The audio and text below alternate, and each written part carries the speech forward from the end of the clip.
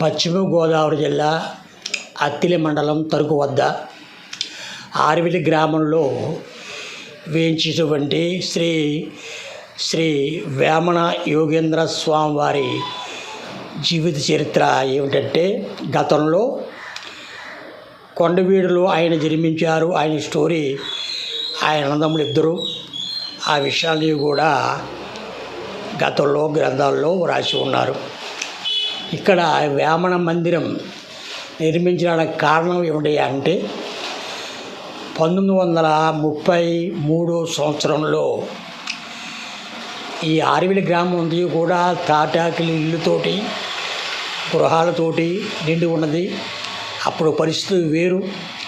ఆ పరిస్థితుల్లో ఈ ఆర్విలి గ్రామస్తులు రెడ్డిలు బర్మా వెళ్ళి అక్కడ జీవనోపాధి కోసం అక్కడికి వెళ్ళి అక్కడ పనిచేస్తూ ఆ విధంగా ఉండగా, ఇక్కడ స్త్రీలు పొలం చేసుకునే కాలక్షేమం చేస్తూ ఉండేవారు. ఆ పరిస్థితుల్లో ఈ తాటగిరిలో కావటం వల్ల అగ్ని ప్రమాదాలు, చోర భయం, అగ్ని భయం ఎక్కువగా ఉండేది. ఆ పరిస్థితుల్లో దాసుగారని ఒక ఆయన, ఈ యొక్క గ్రామ పరిస్థితి ఈ విధంగా ఉంది, ప్రమాదాలు ఎక్కువగా జరుగుతున్నాయి, అగ్ని ప్రమాదాలు, దీనికి ఏదైనా తార్కాణం ఏదైనా ఉన్నదా అని చెప్పంటే, ఒక స్వామీజీని కలిస్తే ఆ యొక్క పరిస్థితి విధంగా ఉంది కాబట్టి అన్న సమారాధన, ఆ యొక్క శాంతి కోసం అన్న సమారాధన చేస్తే బాగుంటుంది అని చేత ఒక పని చేయి దాసు, ఒక పటం ఇస్తారని చెప్పి వేమన యోగేంద్ర స్వామి వారి యొక్క పటం ఇచ్చి, ఇది మీరు అక్కడ పెట్టి అన్న సమారాధన, కాలభైరవుడి యొక్క సంతర్పణ చేయండి, గ్రామ శాంతి జరుగుతుంది అని చెప్పడం వల్ల ఆయన ఒకసారి బర్మా నుంచి వచ్చినప్పుడు ఇక్కడ పటం పెట్టి, ఏం చేస్తే బాగుంటుందంటే సంక్రాంతి పండగ వెళ్ళిన తర్వాత ముందు ఈ విధంగా జనవరి 18వ తారీఖు అంటే జనవరి 18 అంటే ఈ కార్యక్రమం చేద్దాం అనే ఉద్దేశంతో పండగ వెళ్ళిన తర్వాత అందరూ ఉంటారని సంకల్పంతో జనవరి 18వ తారీఖు ఈ యొక్క పటం పెట్టి పందిరి వేసి, తాటాకులతో పెద్ద పందిరి వేసి అన్న సమారాధన, కాలభైరవుడి యొక్క సంతర్పణ చేసి అన్నశాంతి చేశారు గ్రామస్తులందరూ కూడా కలిసి.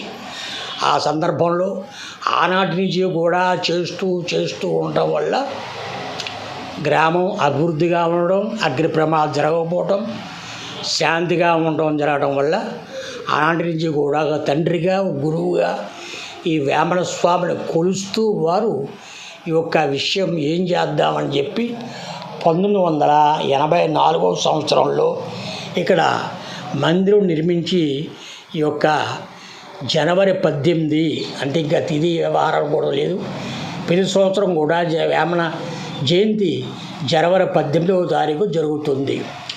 5 రోజులు కూడా ఇక్కడ నాటకాలు, ప్రోగ్రామ్స్ అవి వేసి పెద్దల యొక్క ఆశీస్సులు పొందుతూ గ్రామస్తులందరూ కూడా వస్తారు.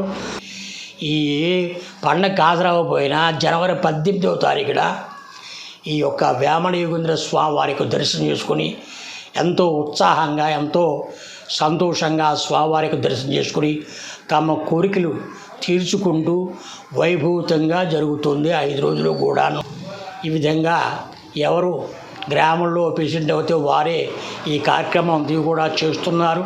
అంతే కాలభైరవుడి యొక్క సంతర్పణ ఆ రోజున ఆ విధంగా కావిడి వేసుకుని పట్టుకు వెళ్ళి ప్రతి వీధిలో కూడా ఒక అరటాకు వేసి ఆ విధంగా ఆ అన్నం అన్నీ పెట్టి, పప్పు గట్రా అన్నీ పెట్టి ఆ విధంగా కాలభైరవుడి యొక్క సంతర్పణ జరుగుతుంది.